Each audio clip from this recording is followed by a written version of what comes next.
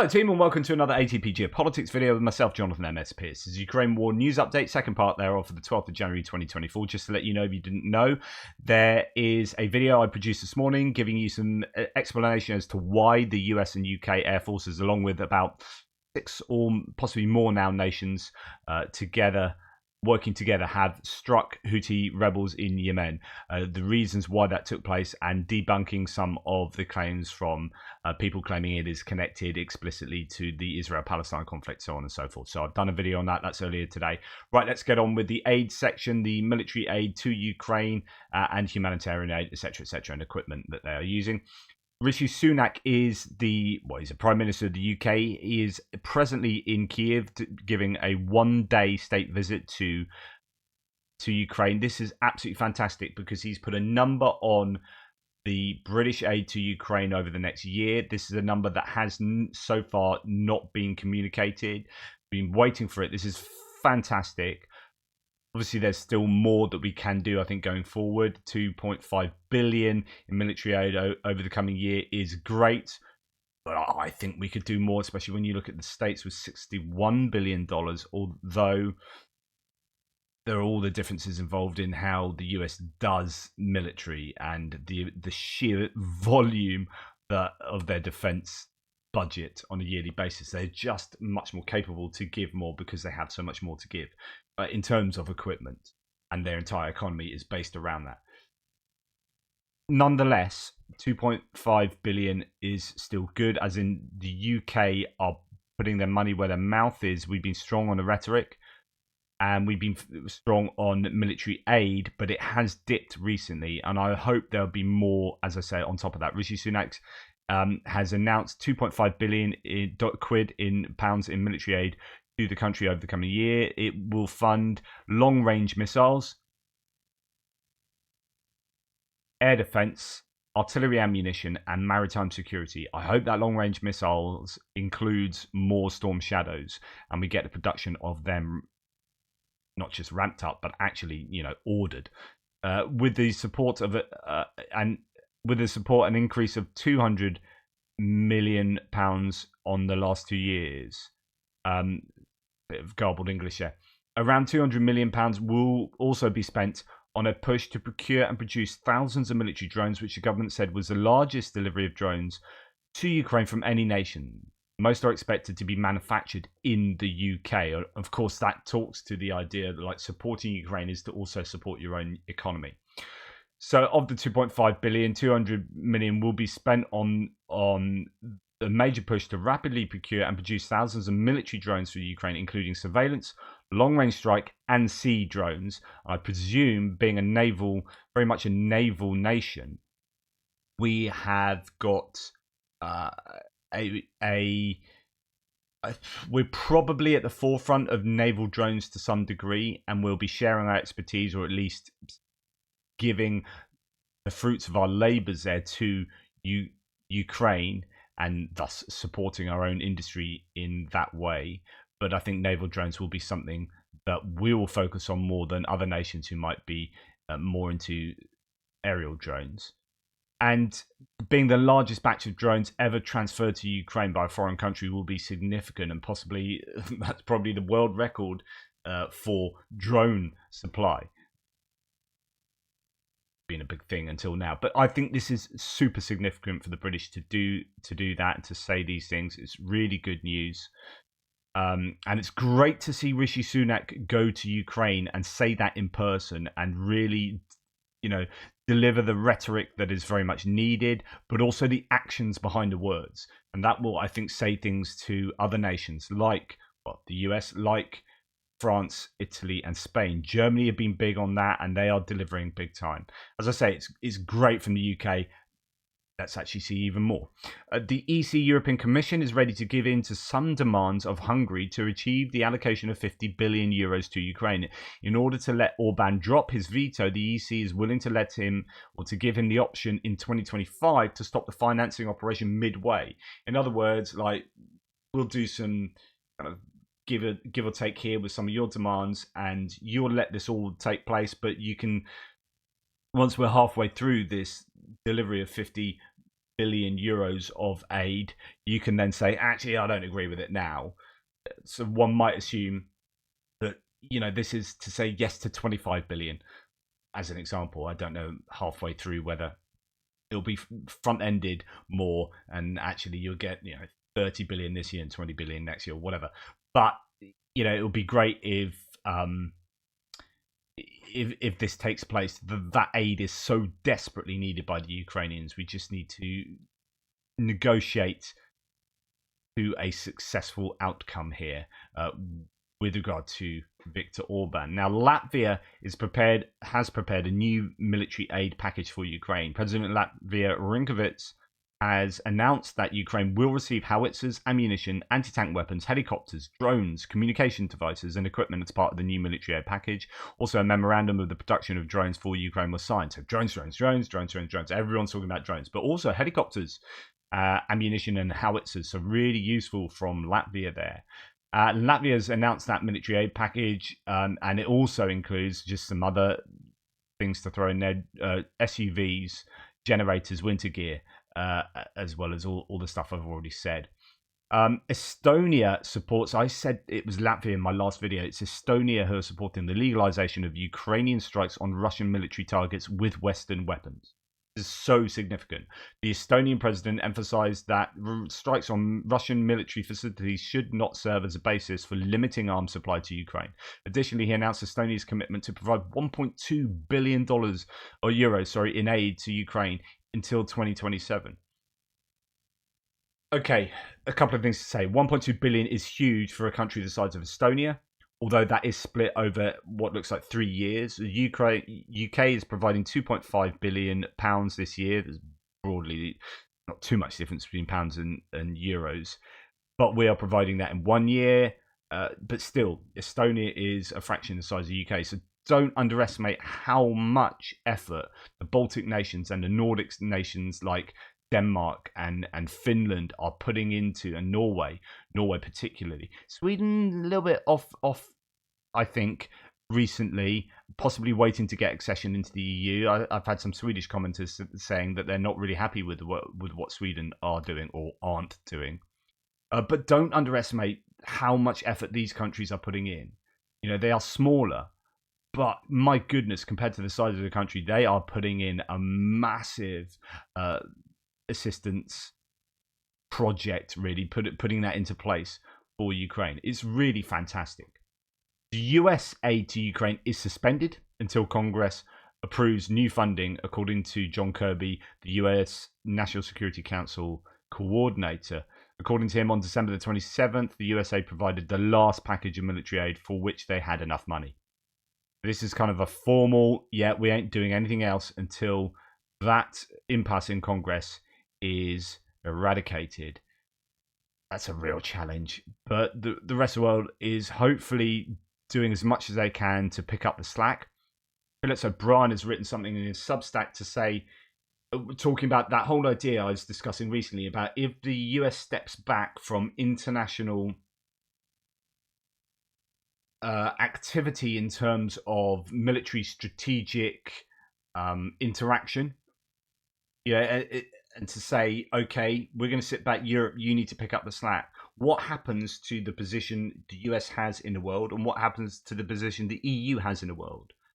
Will this be a benefit to the EU and actually not a benefit? So the isolationists might say, we need to think about ourselves first, but by not investing in security around the world, will the US get less of a return because they are not investing? So the return on investment will be lower because they're not investing outside, they're investing internally more. This might actually translate into a benefit to the EU by being more independent of the US and investing in their own industrial military complex, not going to the US so much. So that might affect the US's industrial output, so on and so forth. And actually, Philip O'Brien has written an article that I'm going to look at for an extra that talks to this whole discussion. Anyway, when we see these things going around the world that you might initially go, okay, whatever. For example, recently Morocco got a bunch of Bradleys, and you're thinking, why are they getting Bradleys when Ukraine needs Bradleys? And you start digging in the details. Oh, it looks like Morocco might have given a bunch of T-72s, and they found their way to Ukraine, and that's why they get. Okay, I'm starting to understand how things happen around the world. Well, Ecuador. So we've just seen recently that Ecuador, the TV station was kind of hijacked by a bunch of gun-toting um, ne'er-do-wells or whatever, and they've got these issues with drugs cartels and gangs and politicians and everything. It's all up in the air at the moment. Well, Ecuador will refuse to use Russian military metal scrap, as they call it, and exchange it for US arms. Oh, okay. So we go back to the US declaring that they can't anymore help Ukraine. And here's my speculation here. They will, I'm sure, be recognizing in the Department of Defense, and people like John Kirby will be recognizing that Ukraine bloody need as much help from the US as possible, but they can't formally give it in terms of these big pots of money spent on defense industry to provide stuff for Ukraine. How can they help aside from that? And so there'll be lots of things going on behind the scenes where the US, I'm positive the US will be supporting Ukraine in many other ways. And that will include trying to freeze Russian assets and turn them into liquid cash to help Ukraine. But it also includes stuff like this. The Ecuadorian authorities have decided, rather convenient time to decide this, to exchange old military vehicles, Russian and Ukrainian made, as announced by the country's president, Daniel Noboa. Quote, "We will receive assistance from the United States. There will be an exchange of Russian and Ukrainian scrap metal for $200 million worth of modern equipment," Noboa told a local radio station. The country has Mi-17 1E helicopters and the Igla air defense system. You might suddenly see a bunch of Ecuadorian BMPs and Iglas and Mi-17 1E helicopters turn up in Ukraine, facilitated, one assumes, by the Americans, and the Americans will probably get a bit of a kickback out of that because it's their equipment that goes over, so there'll be money changing hands. This is good for the American industry, this is good for American influence, etc., etc., etc. And Ukraine gets a bunch of Soviet-era kit that they know how to use, or they can either be used for spare parts or can be used outright. This is the kind of stuff I think that America is going to be doing behind the scenes, and an awful lot of. It's like, okay, if the Republican lawmakers aren't going to allow us all this cash to Ukraine, we need to find other ways to get stuff to Ukraine. Ukraine's defense industry has tripled its output of military equipment and munitions in 2023 compared to 2022, per lawmaker Alexander Zavitnovich. We've heard kind of lots of rhetoric about this. This year, Ukraine aims to further scale up and diversify arms production. For example, here we have the Ukrainian Ministry of Defense has approved the second sample of body armor for female military personnel. It was developed by the company Temp 3000. Really good news because that allows female soldiers to be active on or near the front line. It's going to help with mobilization. If females can do some of the jobs or many of the jobs or all of the jobs that men can do, then actually this is about getting boots on the ground and females being able to help out, help Ukraine prosecute their defensive war. Without that, you're going to have to mobilize more men. You're going to have to expand the age range. You're going to have to go into industry and get people who are well trained, who are, otherwise necessary for Ukraine to keep functioning as a society, as an industrial nation. If you're going to be taking those people and putting them on the front line, then something needs to happen. Now, you can get more women into those roles, or you can also get more women into the roles in the armed forces near the front line or on the front line. And that's going to be incredibly important. Of course, as ever, there are ramifications for doing things like that in terms of the roles those women would otherwise be doing, etc., etc. The same with getting men on the front line. Taking men and women from their lives will have knock-on effect to society in some way. Okay, here Peter Clifford says, what does he say? Norway not only sends F-16 training planes to Denmark, but it's training Ukrainian pilots there themselves as well. There is also a new Ukrainian-made armored personnel carrier, the Novator 2, which can carry 10 men with better armor and is 30% cheaper than overseas vehicles. Here we have the ramping up of the Ukrainian indigenous production that arguably in some cases can be better because they can make things bespoke for their needs, but also they can produce things more cheaply. And that means getting more kit for the same money. Following talks with defence representatives, lawmakers returned the government's bill. So they returned this bill on mobilisation and military service for a revision. There was a government one put forward and then 3 other amended ones, I think, or 4 other amended ones. Anyway, it looks like they're being rejected for further revisions. President Zelensky has commented on the idea of drafting Ukrainians abroad. Similar kind of topic here. He noted that the question is not about people who evacuated abroad on the first days of the war, but rather about men of conscription age who left Ukraine illegally. Yesterday, there was a story about someone who was crossing in a wetsuit and flippers. Was it a river or lake into Romania? I think it was it? To try and escape mobilization. So he's going to obviously be in trouble. According to Zelensky, it's important not only to defend Ukraine at the front line, but also to pay taxes to the budget. So it's not only a case of losing these people as a resource for mobilized, but for recruitment into the army, but it's losing these people from being able to contribute to the economy in terms of working, in terms of tax, income, and so on and so forth. Right, just for those who like to see a bit of equipment on or near the front line, here we have a Leopard 1 A5 in winter camouflage.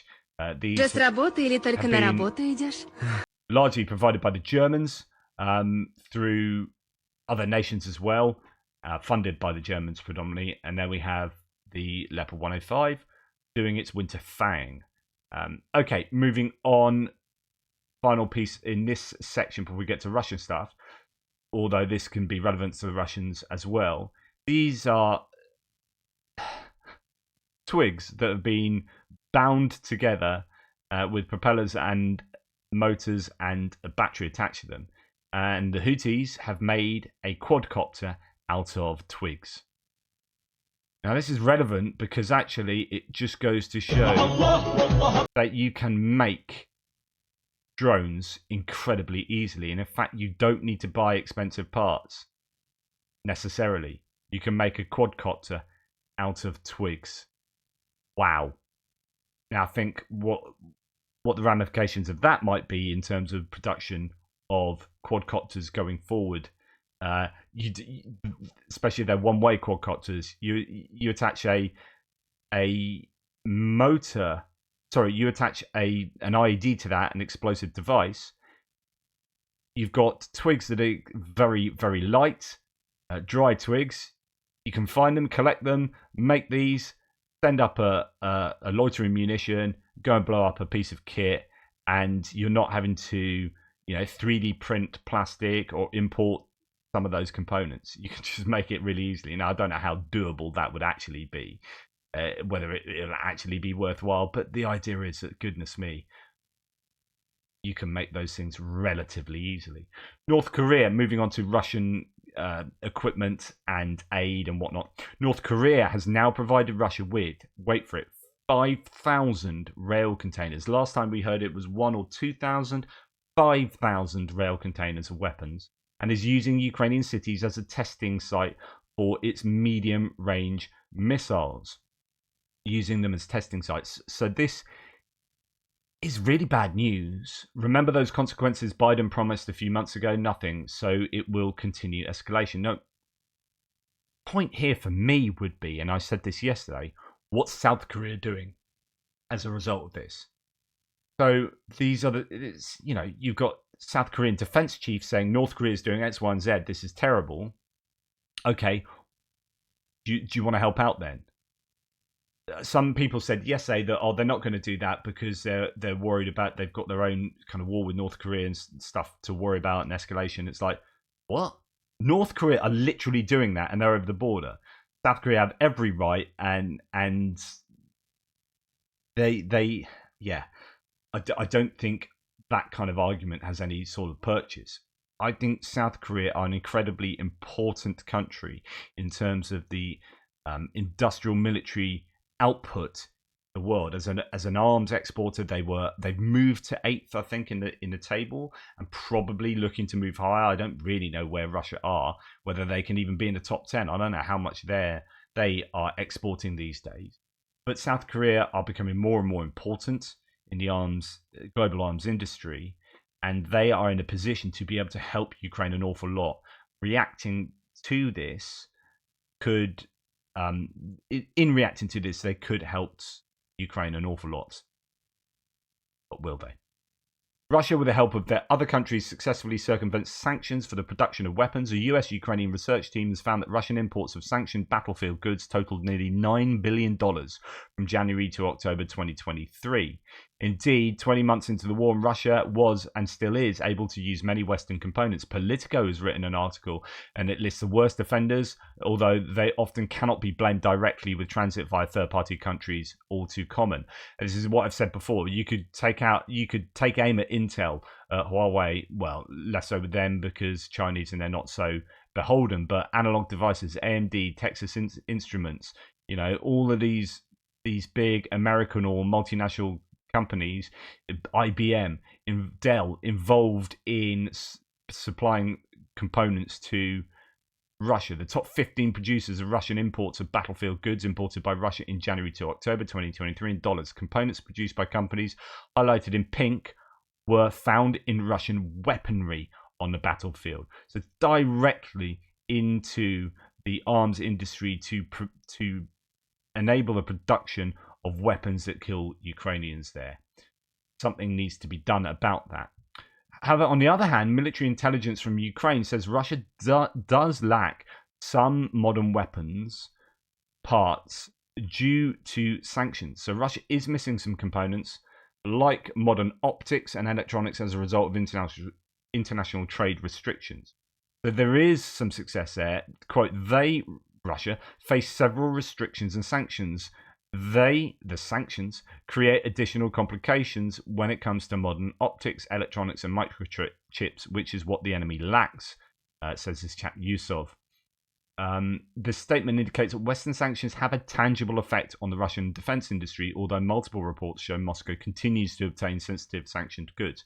And going back to these goods, remember that even if they do end up getting them, eventually, they will necessarily be more expensive. So in order to circumvent sanctions, you have to go through, instead of Intel selling components directly to Russia, they sell them to this person who sells them to that person, to that person, to that person, to that in that nation, and then that goes across the border in Kyrgyzstan to Russia.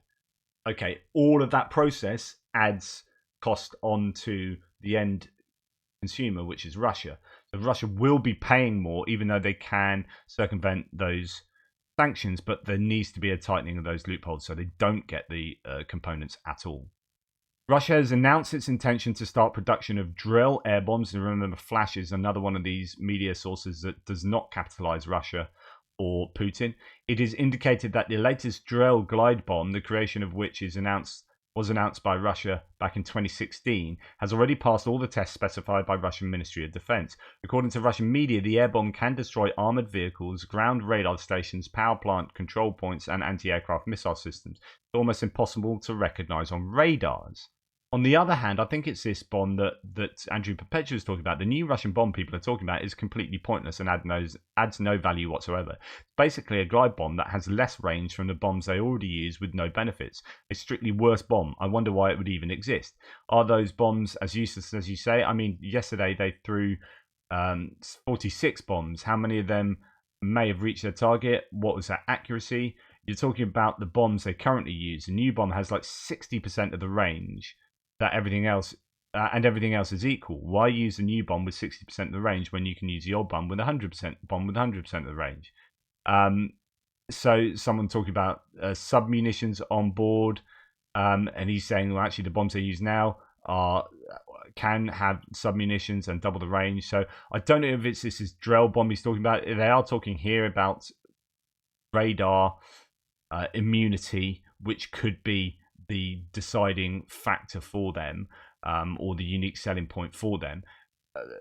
I don't know, but Andrew Perpetua not too enamored with the new Russian bombs. Okay, moving on to geopolitical subjects now. Western firms have banned, but connected to what you've just been talking about, Western firms ban sales to Russia's military, yet new data shows $7.3 billion in vital tech still flowed through Asian supply chains and middlemen to aid invasion, the FT reports.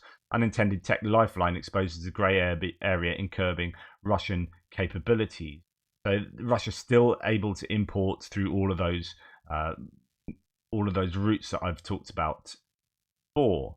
Now, going back to Rishi Sunak from a geopolitical point of view, Rishi Sunak visits Kiev after announcing the rise in UK military aid to Ukraine to 2.5 billion from 2.3 billion pounds. This is all really good news. He's saying all the right stuff. The rhetoric's there. The fact that he has gone to Kiev, I think, is really important and shows that kind of international solidarity and certainly the bilateral support for Ukraine that's really strong from the UK.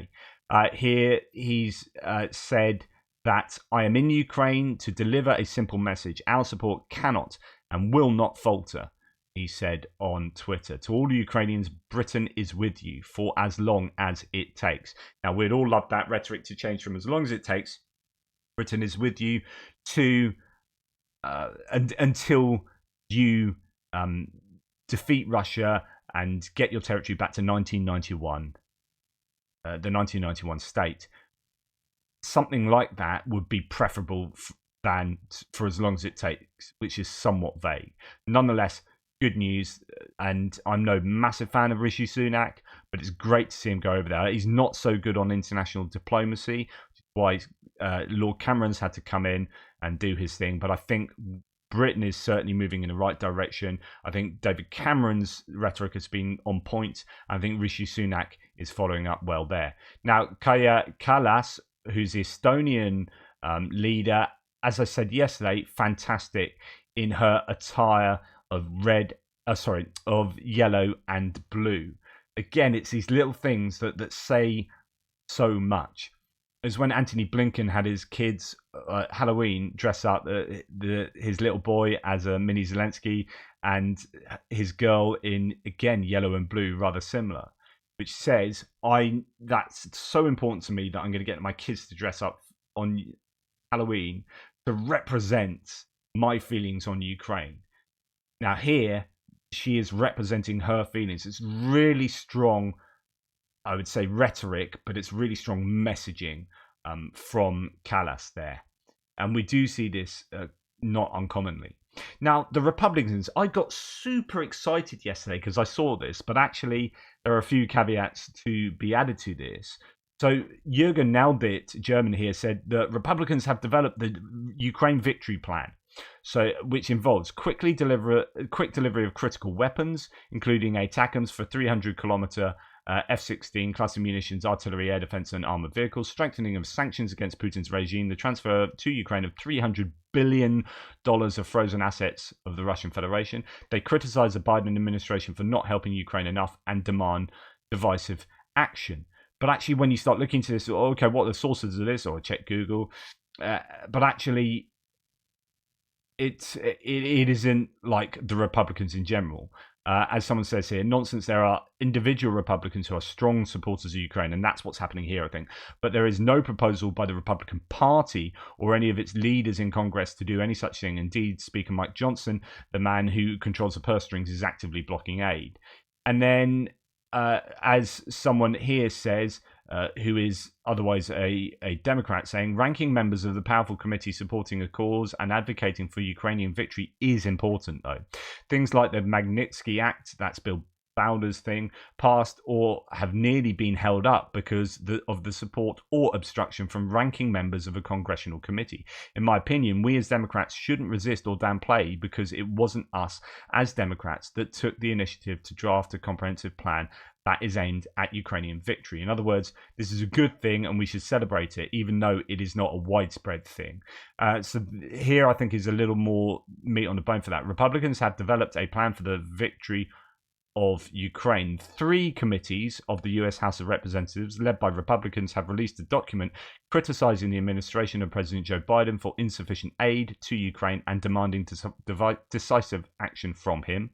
Quote, Russia and an alliance consisting of China, Iran, and its proxies, such as Hamas and Hezbollah and North Korea, are working together to undermine American interests around the world.